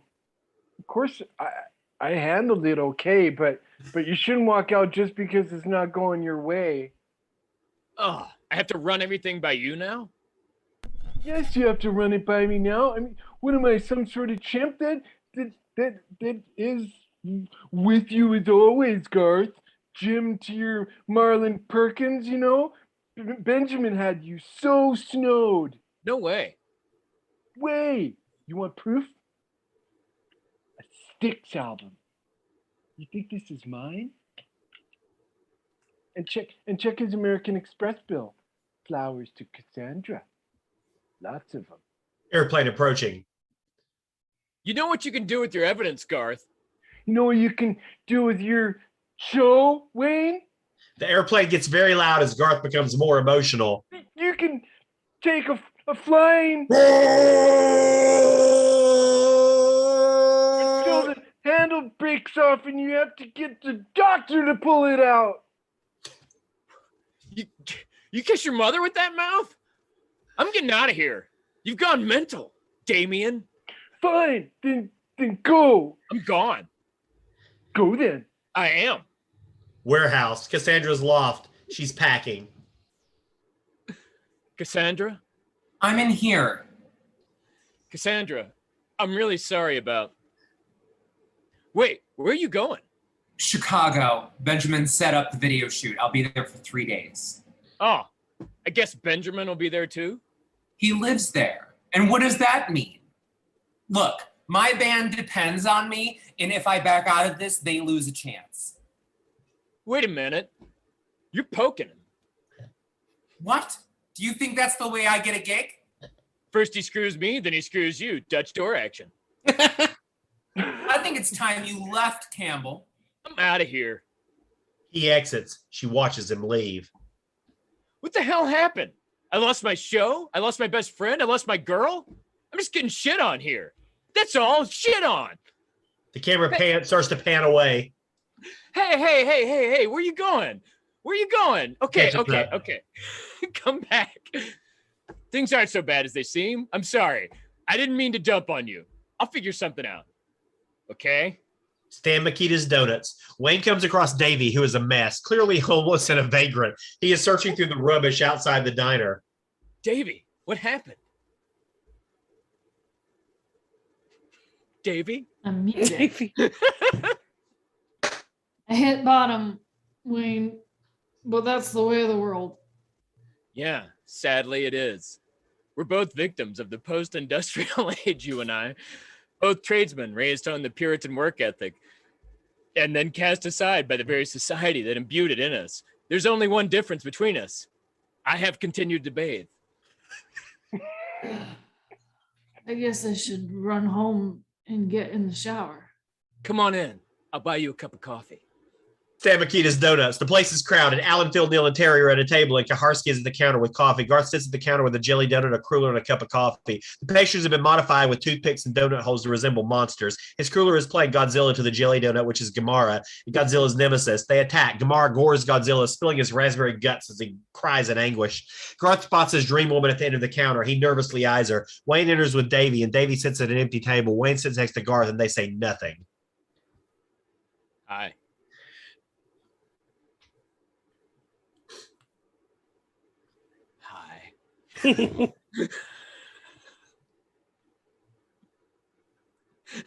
Again? Did you say hi? Yeah. Hi. So, I'm sorry about the show. I'm high. I'm sorry about the show, Buds. Speaking of high, Buds. Wayne notices Garth looking at his dream woman wistfully. Hey, Wayne. What do you do if you see some incredible chick and every time you get near her, you think you're gonna hurl? I say hurl. If you blow chunks and she comes back, she's yours. If you spew and she bolts, it was never meant to be. Thanks. Why don't you just talk to her? I wouldn't know how to act. Just do what you feel. Okay. Garth goes to the jukebox, blows dust off one key, and punches in the number What's New Pussycat. Garth dances seductively down the counter and sings to his dream woman like Tom Jones. His choreography is sexually charged. He finishes and shoots a POV at her, and she is not blown away like Garth, but winds down, blow her hair, wind. Oh, goddamn. Damn those words. Wind does blow her hair gently back, and Garth returns to his table pleased. He high-fives Wayne, who's very embarrassed. Coffee and a cruller, and the same for my friend Davy. A waitress takes Wayne's order and walks past Glenn, who is seated to two men in dark suits. You know, if you stab a man in the dead of winter, steam will rise from the wounds. Indians believed it was his soul escaping from his body. Well, I guess we'd better go. Well, whenever you're ready. I'm ready. Well, Glenn, you have the right to remain silent. He rises, he's handcuffed. The men in dark suits lead him away. As they take him out, they pass a bandaged Stacy, who is seated at a corner table, still staring at Wayne. I feel so bad about the show. Damn shame. was a good little show, and they screwed it over. Not that I ever watched it. How you doing these days? I just wish I had Cassandra back. But she's in Chicago shooting a video with Benjamin. I want to go to her, but I don't want to screw up again. That's noble. I'm proud to call you Wayne. Jeez. Honor is a shitty feeling. Well, what are you going to do? I don't know. I do have one plan. Wayne opens the door. Inside the room, we see various small groups of sinewy men wearing tight black commando outfits. One group is practicing getting out of suspended parachute harnesses. Another group is throwing daggers at dummies. Another group is aiming flamethrowers at a man, setting him on fire. What are you going to do with these guys? Nothing really. I just always wanted to open a door to a room where people are being trained like in James Bond movie. Look, Wayne, just go get Cassandra. Tell her how you feel. I just wish there was something I could offer her that Benjamin can. You'll think of something.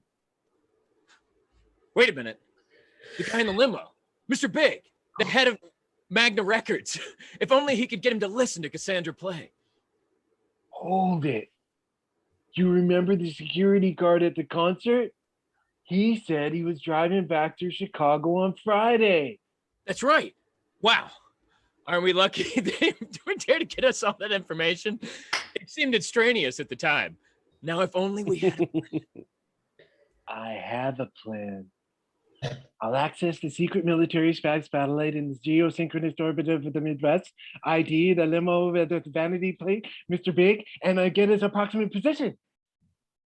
Wait, then I'll reposition the transmitter dish on the remote truck to 17.32 degrees east, and we hit the west star over the Atlantic, then bounce the signal down here to the Arizona, then back up to the Common 6, beam back to SATCOM 3, transponder 137, down the dish, and back to Mr. Big limo. It's almost too easy. We can only pray he's watching television at the time. We'll need help. Alan, Terry, Neil, Phil, Davey, and Officer Kaharski. We'll help. I'll help. Let's do it. The Mirthmobile peels out of the parking lot. Wayne is in the Mirthmobile heading to Chicago. Wayne is driving like a madman as he roars down the streets of Aurora. Jerry-rigged fax machine spits out a grid and coordinates. He's right where we want him. The music video studio, heavy metal instrumental track. The set is an epic movie set. Cleopatra's milk bath or best available one on the lot. Cassandra's in the pool. Her band stands around miming instruments to the track. Cut. Lose the playback. Thank you, Paul Lind. You look exhausted. Let's quit for the day. It's a wrap. A wardrobe person puts a robe on Cassandra. I know it's late, but I made dinner reservations for us. No, I'm going back to the hotel. Oh, good. We can order room service. Wayne is driving at high speed. A motorcycle cop turns on a flashing light and gives chase. Wayne pulls over. The cop comes out of the driver's side and Wayne looks out. Yes, officer. What is it? It is the bad cop from Terminator 2. His face quivers on the verge of melting. Whoa! He burns rubber. Dated reference. Garth, Terry, Alan, Neil, and Phil prepare to break into Aurora Cable. They skulk, dive, and roll their way across the front lawn like night commandos, as if they were being watched. Wait up, guys. I fell on my keys. The Mirthmobile pulls up to the studio, and Wayne hops out and rushes the front door, bursts into the studio. Cassandra, I'm sorry for what happened. Hey, this is pretty impressive. Cassandra, I'm sorry for what happened. I know you have no reason to trust me, but you got to. It's important that you come with me right now. I'm putting the show back on the air tonight, just for you. Wayne, get out. No, I'm not getting out. Wayne turns to a pitcher of water, dips his fingers, and splashes tears on his face. I love you, Cassandra. You may not believe it, but I love you. And I'm supposed to turn my back and leave. Flashing candle at the bottom of Sling says, That's Oscar clip, Oscar clip. Am I supposed to be a man? Am I supposed to say, it's okay, I don't mind, I don't mind? Well, I mind, damn it. I mind big time. More tears. And you know the worst thing of it all? I never learned to read. Is that true, Wayne? Yes, everything except the reading part. Very nice speech, Wayne, but why don't you hit the road? Cassandra and I are working on her video. Of course, a music video. But where is the band? Hi, Wayne. Oh, hi, guys. I didn't see you. Well, you thought of everything, but you and I both know there is no film in this camera. He opens the magazine. The film spirals out for a very long time. Well, there went a day's work. Cassandra, I'm trying to say I love you, and I want to give you back the thing I took away. Wayne, go home. He leaves. Both he and Cassandra are sad. Benjamin sees his opening and he puts his arm around her. All right. You know, you got real sweaty hands. Image Factory. Cassandra gets in the Mirthmobile and startles a depressed Wayne. Let's go home. Cassandra, I do love you. I know that. Why do you think I'm here? They kiss. Dreamweaver by Gary Wright plays. This movie probably played his rent for like 3 years. Yeah. Excellent. Drink. Let's go. We have an audition to make. I'll explain. They take off. Benjamin on the phone. Wasn't ready for that. Russell, listen carefully. I want you to go to Aurora Cable. There's something going on. I want it stopped. The limo's cruising by. A TV glows inside. Phil, Garth, Alan, Terry, and Neil load equipment in the Aurora Cable van, and Russell turns the flashlight on and they freeze. Hi, Russell. How's it going? Stay right where you are. Give me the flashlight, Russell. Give it to me. You can help us, Russell. No, I'm supposed to stop you. Are you gonna be Benjamin's monkey boy for the rest of your life? Is that it? Benjamin's my friend. He's no one's friend, Russell. If he were an ice cream flavor, he'd be pralines and dick. Benjamin's car. The car picks up speed as it passes an entering Aurora sign. Russell is now driving and Terry is hugging him. I love you, man. I know. No, you don't. I love you. Terry hugs Russell even harder. Benjamin's car has been pulled over by the police. He has a pile of motor vehicle documents in his hand. You've checked everything, officer. Really, I'm in a hurry. Would you mind getting out and put your hands on the hood, son? There's just one more thing to check. Officer Kaharski snaps a pair of surgical gloves onto his hand, and he then sticks a pen light into his mouth. We see a close-up of his delighted face. Wayne's basement. Wayne, Cassandra, and her band are in the basement, and Wayne is amazed and touched to see that the entire crew have all rallied to his aid. Instruments have been set up in preparation, and Wayne crosses to Alan. Thanks. Okay, Cassandra, you're all set.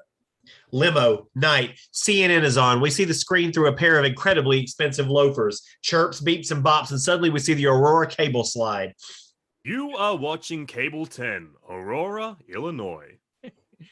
It's Wayne's World. Wayne's World. Party time. Excellent. Double drink.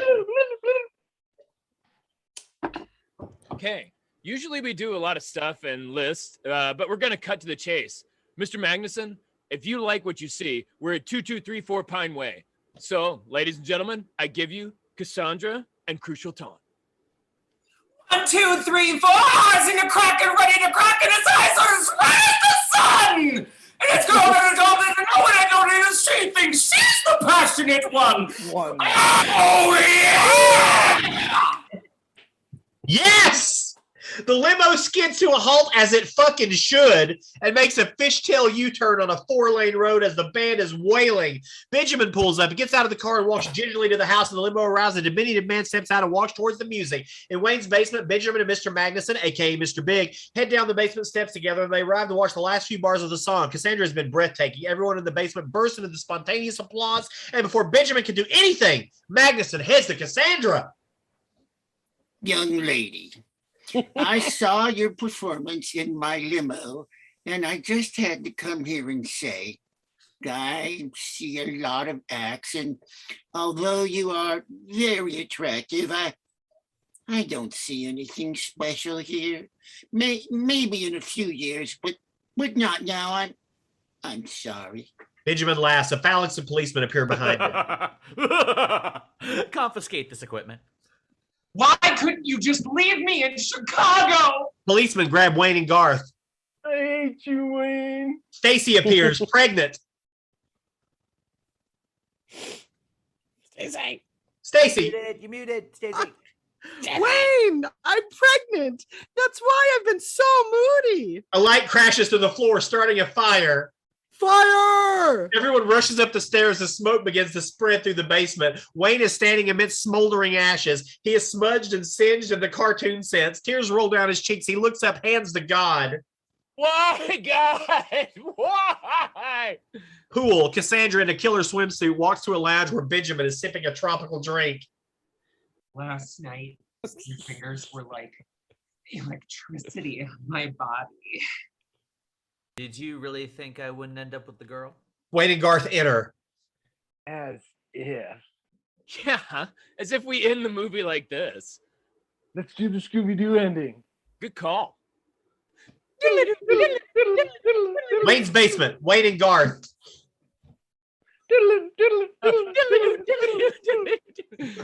Well, that wraps it up. But now let's just see who you really are, mister. He steps up to Benjamin, who is now being restrained by a phalanx of policemen, and rips off Benjamin's rubber face, revealing an old man underneath. Why, it's Old Man Withers, the guy who runs the haunted amusement park. And I would have got away with it too if it hadn't been for you snooping kids. Whip up, Maggie. Excellent Scooby-Doo ending. Frank. Excellent. Yeah, but I think we should do the mega happy ending. Oh, the mega happy ending. Yes, that's the doable. mega happy ending.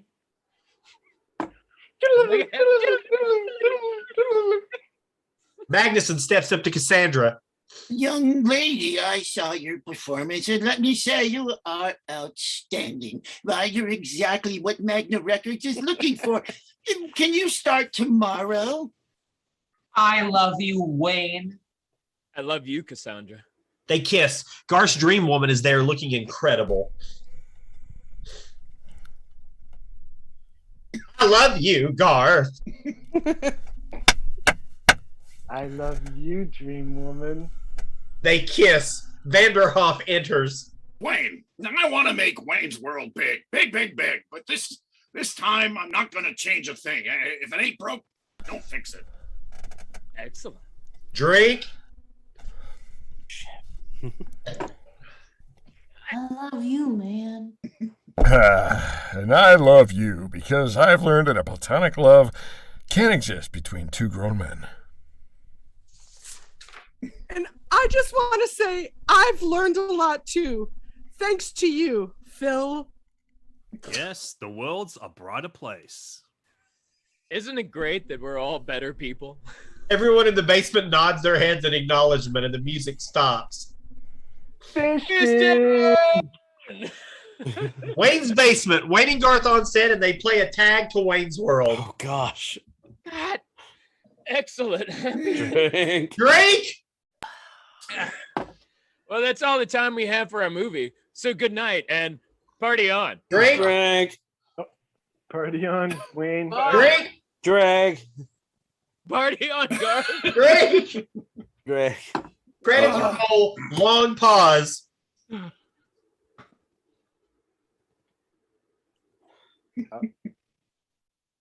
How long do we have to sit here? Someone tells us to leave. And the end. Yeah. That, ladies and gentlemen, is Wayne's World. And I've got to say, I'm sufficiently tipsy. Oh, man. I've gone through this entire bottle of wine. One? Wow. It's 7 Great o'clock. job, everybody.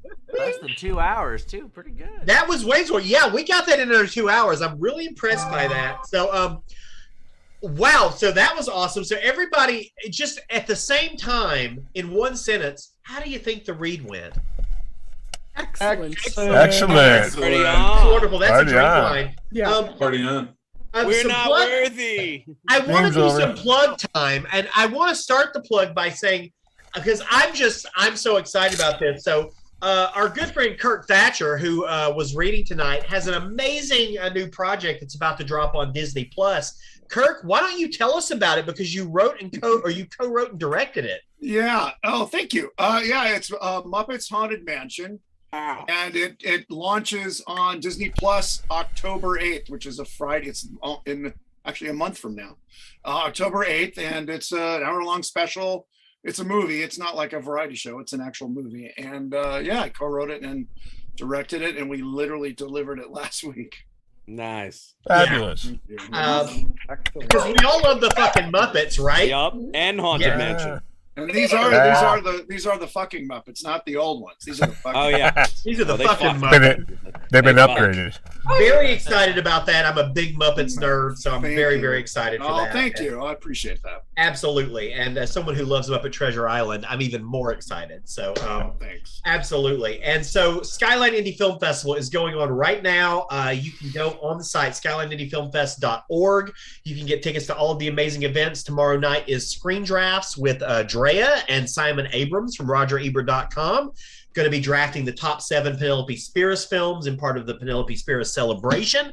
You can also go on there and you can see we recorded a Q&A with Penelope Spheris. Drea actually moderated that Q&A, basically talking about her career, and she accepted her Storyteller Award from Skyline Indie this year. So you can check that out as well. We hope you will support Skyline Indie. You can do that on the website. Click on the donate tab, donate whatever you can. Awesome film festival in Winchester, Virginia. And you can see us next, Scripts Gone Wild. We're going to be performing at Fantastic Fest in Austin, Texas. We're going to be part of their virtual festival. It's going to be sometime between September 30th and October 11th. We're not quite sure exactly the date yet, but check our socials. We'll be posting all about that as soon as the date. Exactly. Fantastic. You can find us all over the socials at Scripts Gone Wild, because that's where we are. And we'll be doing our first LA live show will be coming to you relatively soon. We're still trying to get an exact date pinned down, but it looks like it's going to be in December. It's going to be a Christmas show. Will probably be our return to live shows in LA. So some of our folks on this read who've never had the luxury of doing a live show, I hope you're ready, because we definitely miss those. And we're very excited. And I can't say exactly what it's going to be, but rumor has it might be the Poseidon Adventure. Very Christmassy. Oh my God! It's more New Year's-y, but it is, yeah. It's similarly themed. But rumor has it might be the Adventure. Agnostic holidays. How are you going to turn How are you going to turn the L Cid upside down? Poorly. I assure you, poorly. We just stand on our heads. Yes. We're just gonna turn our bottles of liquor upside down and let them pour out into other people's mouths. I've been to a live show. I know. I think that's probably the best way we're gonna do it. Okay, so the last thing we're gonna do is I'm gonna run down the cast one more time, because you're all amazing. So give it up for Tate Ellington. Joey Cramer. Yes! Captain Lou Albano himself, Kirk Thatcher. Woo! Natalie Nicole Dressel. Yeah, Natalie. Kenzo Lee. Woo! Kenzo. Drea Clark. Amazing.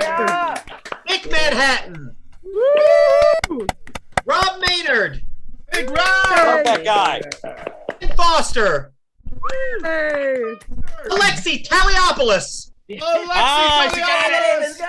accent work. Hank Walker. And not here, Alexis Iacano. The final thing we're going to do is we're going to take a quick screenshot of everybody. So I'm going to count to 3, and then we're going to snap this sucker. 1, 2, 3. Boom. Everybody wave goodbye to the audience at home. And this is Mick the live stream. He's already done it. We're gone, everybody. Thank you, everyone. That was phenomenal. You were all great. We got in under 2 hours, which is a lot of people here know, is an accomplishment. Yeah. An accomplishment. Oh boy, I am tipsy. Wow. Oh yeah. Yeah. Absolutely. How far through that second bottle of champagne are you, Natalie? Like a song. Oh. A It's lady the- never tells. It's the third When I saw one. her